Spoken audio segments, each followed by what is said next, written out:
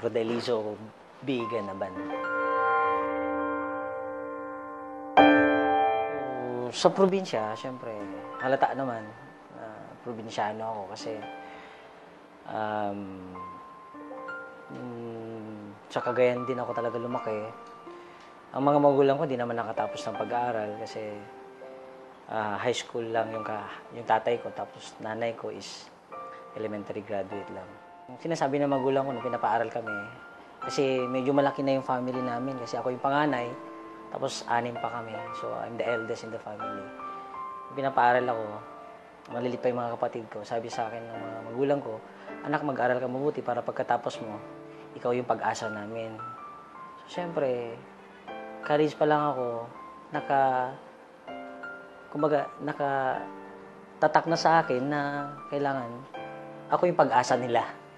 So, parang hindi pa ako nakakatapos ng pag-aaral, may responsibility na ako. So, kahit mahirap ang buhay namin noon, kinaya namin. Part-time ako kung saan-saan. Naranasan ko nga naging, nakikigapas sa bukid. Tapos, pag walang pasok, meron kaming tricycle naman na medyo luma-luma na. Pag ako naman nandun, kailangan kong ibiyahe yun para may allowance ako. Kulang ko, nagsipag din ako para makatapos na pag-aaral. Yun nga lang ang problema. Siyempre, mga magulang ko, kung ano yung meron sa amin na resources, yun yung kailangan alagaan namin. Yung lolo ko, magsasaka. Tatay ko, magsasaka. Siguro ako, magsasaka rin. Talaga is, matutunan ko yung mga ganon.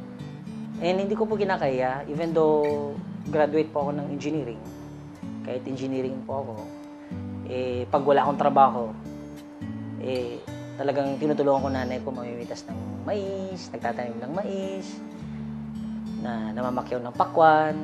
Talagang naranasan ko nagbenta ng mga pakwan, ng mais. And mahirap talaga. Nilalagyan ng mais. Ang ginagawa ko, nilalagyan ko ng mga panggato. Tapos, lalagayin namin yan ng mga 45 minutes.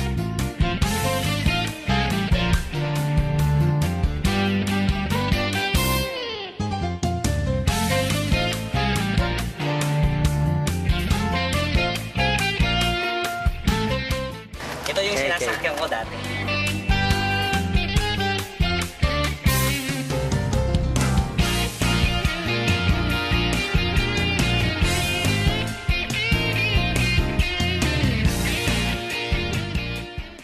And I realize, dumating sa point na realize ko for 2 years, ba't ko tinutuloy yung dating ginagawa ng magulang ko?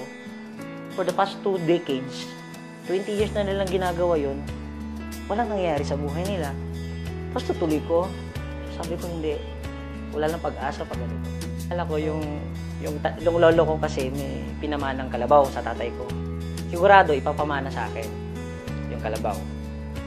Wala akong magawa. Sabi ko, yung kalabaw na lang kaya ibenta ko.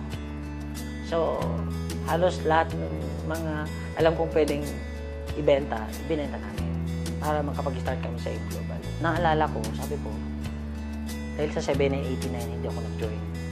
Ngayon, dahil sa 790 kailangan mag-join ako. Instead na mamasaya ko sa bus para makapunta ng Ortigas kasi galing ako to Cubao, nakikistay ako ng Cubao before sa uncle ko. Hindi ako nagre-rent, nakikistay.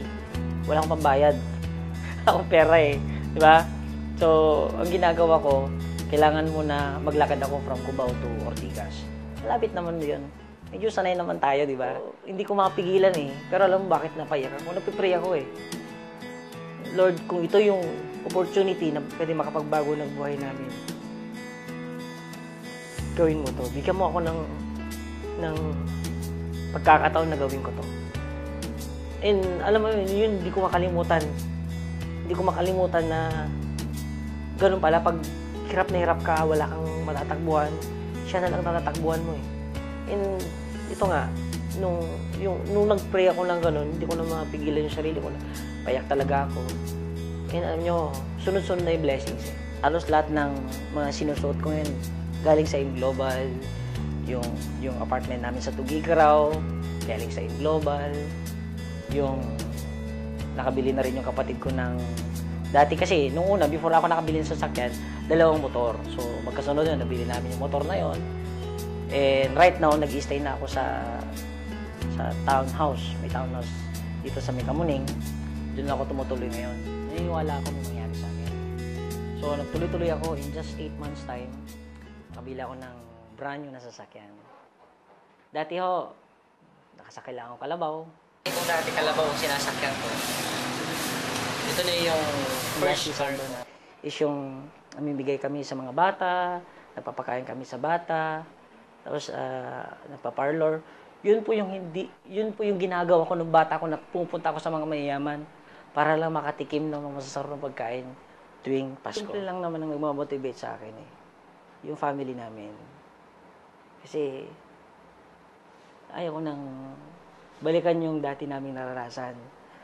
Yung point na halos hindi ka na makakain, na yung mga tao na lalapitan mo, akala nila talagang tatakbuhan ka nila. Bakit? Akala nila utangan mo sila.